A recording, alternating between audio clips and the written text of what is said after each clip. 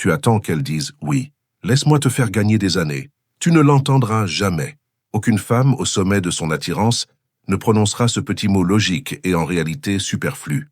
Elle ne dira pas « je te veux » comme une demande claire. Elle ne dira pas « prends-moi » et elle ne lancera sûrement pas « passons aux choses sérieuses ».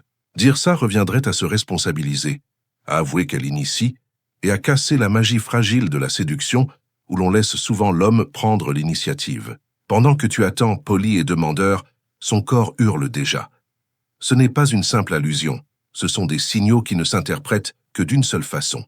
Si tu n'agis pas maintenant, cette impulsion s'éteindra. Et la plupart des hommes sont sourds et aveugles à ces indices. Ils parlent, sourient, racontent des histoires, alors que ces instincts, son subconscient, ont déjà rendu leur verdict. Ce que Freud nous a enseigné, c'est que nos désirs véritables ne résident pas dans nos paroles, mais dans nos lapsus, nos rêves, et surtout dans notre langage corporel. Une femme est comme un détecteur inversé de vérité. Sa bouche peut dire non, tandis que son corps dit oui avec la force de son programme primal. Aujourd'hui, je ne vais pas seulement te donner des conseils. Je vais te prêter des lunettes psychoanalytiques, héritage de Freud et de Jung, pour apprendre à voir non pas ce qu'elle montre, mais ce qu'elle est incapable de cacher. Point final. Nous allons décoder 7 signaux instinctifs évidents et biologiques, de véritables invitations silencieuses à agir. Ce n'est pas du simple flirt, c'est de l'instinct. En les lisant, tu cesseras d'être un observateur poli pour devenir l'homme qu'elle attend. Celui qui voit, comprend et agit. Attention toutefois, cette information change la façon de regarder les femmes pour toujours. Si tu es prêt à l'entendre, aime la vidéo avant qu'on commence. Si tu es nouveau ici et que tu n'as pas peur des analyses profondes, abonne-toi maintenant. On ne fait pas dans le superficiel. Avant de débuter, dis-moi d'où tu nous regardes. Écris ta ville en commentaire. Voyons où vivent les hommes les plus attentifs. Partie 1. Signaux de test de limite. Elle entre dans ton territoire pour que tu entres dans le sien. Avant d'énoncer les signaux, retiens cette loi fondamentale de la psychologie de l'attraction. L'intérêt commence toujours par une transgression de frontières. Pas par des compliments ou des fleurs, mais par une intervention minime, presque imperceptible, dans l'espace d'autrui. La femme, souvent plus sensible à ces dynamiques, fait le premier pas, d'une façon que sa conscience pourra qualifier d'accident, alors que son subconscient enregistre ta réaction. C'est sa manière de sonder les eaux sans plonger. Signal 1. Envahissement de la zone intime. Le test de dominance. La zone intime n'est pas une métaphore. La proxémique la définit. Elle s'étend en moyenne de 40 à 50 cm autour de toi, ta bulle personnelle. Lorsqu'un inconnu y pénètre sans invitation, le système limbique l'interprète comme une menace. Mais si une femme intéressée franchit cette barrière, c'est un test ultime. Elle trouvera n'importe quel prétexte pour s'y rapprocher, te montrer une vidéo, enlever un prétendu morceau de poussière sur ton épaule, regarder une étiquette derrière toi. Sur le plan conscient, elle se dira « J'ai juste envie de te montrer ça ». Mais à un niveau plus profond, son cerveau reptilien observe tes micro-réactions.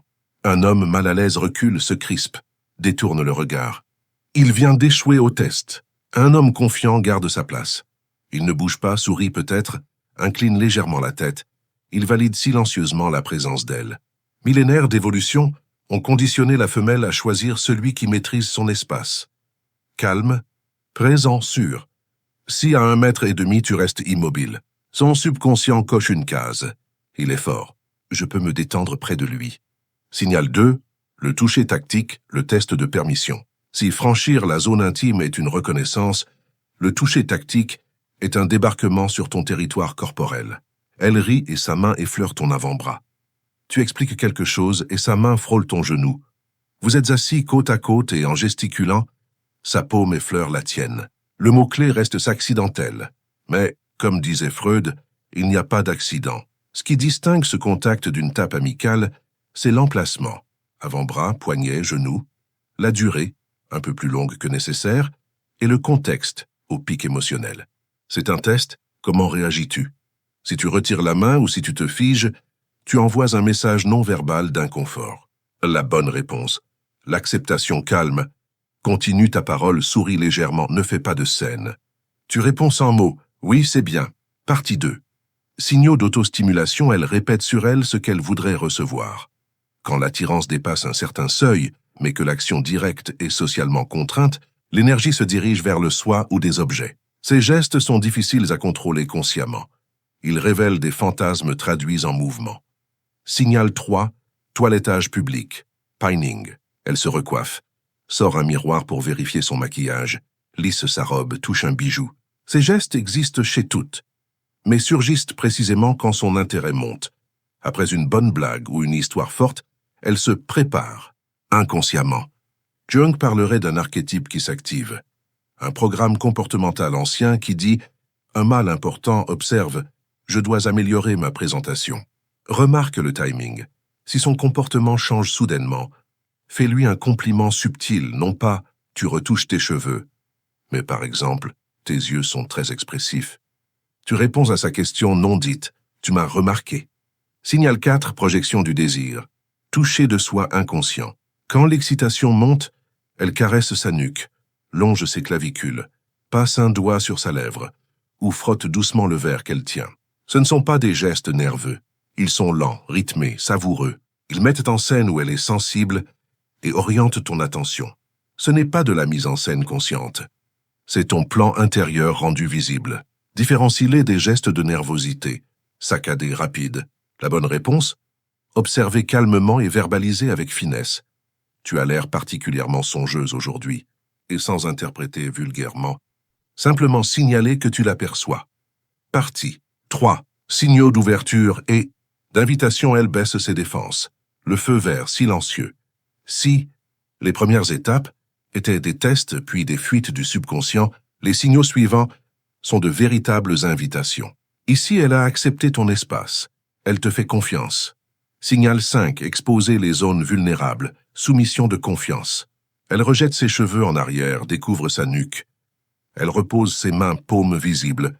Elle incline la tête, laissant le cou découvert. Anatomiquement, ce sont des zones sensibles. Éthologiquement, montrer ces zones est un acte de confiance. Cela ne signale pas de faiblesse humiliante. C'est la force de la confiance. Si elle reste dans cette posture, ouverte et détendue, respecte-la. Parle plus doucement, regarde-la avec chaleur et assurance. Ne casse pas cette bulle. Signal 6, lèvres humides, bouche légèrement entr'ouverte. La physiologie du désir. Lorsque l'excitation monte, la circulation se focalise sur les lèvres, qui gagnent en volume et en brillance. La salivation augmente. Les muscles faciaux se relâchent et la bouche peut s'entr'ouvrir. Ce sont des indices physiologiques peu contrôlables. Elle peut se mordre la lèvre, la lécher doucement ou garder la bouche entr'ouverte en t'écoutant. Erreur commune. Attaquer immédiatement avec un baiser agressif. Répondre avec subtilité. Établis le contact visuel puis passe au signal suivant. Signal 7, le triangle de la séduction, l'invitation au baiser. C'est l'apogée. Sa trajectoire oculaire change. Au lieu de zigzaguer entre tes yeux, son regard descend vers ta bouche, remonte, redescend. C'est le signal le plus explicite et le plus direct. Quand elle balaye ton visage en formant ce triangle, œil gauche, lèvres, œil droit, elle essaie le baiser avec les yeux. Ne reste pas figé comme au feu vert qui switch à vert, sans que tu ne bouges. Que faire? Arrête de parler. Regarde-la, yeux, lèvres, yeux. Souris doucement. Avance lentement, sans geste brusque, donnant la possibilité au dernier moment de se retirer si tu t'es trompé. Ce mouvement lent est la vraie question finale. Si elle reste, la réponse est oui. Conclusion. De la cécité à la clairvoyance assemble tout ça. Elle te teste en envahissant ta zone et par le toucher tactique. Elle passe ensuite à l'autostimulation. Toilettage, toucher de soi, qui dit « J'aimerais que tu me fasses cela ». Enfin, elle ouvre ses zones vulnérables. Ses lèvres trahissent son état physiologique et son regard trace le triangle de la séduction. Elle veut dire « Je te fais confiance, je suis prête, c'est ton tour ». Ce n'est pas une série de gestes aléatoires. C'est une logique cohérente, un algorithme naturel. Ta tâche, ne plus te fier seulement aux mots. Elles peuvent défendre, jouer des rôles. Mais lire le langage corporel, cette vérité silencieuse. Devenir capable de voir ces 7 signaux, c'est comme enfiler des lunettes nocturnes. Tu vois dans l'obscur des conventions sociales. Agis avec assurance et précision au moment où elle attend, mais rappelle-toi que voir n'est que la moitié du travail. Il faut savoir réagir correctement. Dans la prochaine vidéo, nous détaillerons comment calibrer l'action. 7 réponses justes aux 7 signaux, pour ne pas effrayer ni paraître arrogant. mais pour faire de ton mouvement un soulagement et l'accomplissement de son désir, pour ne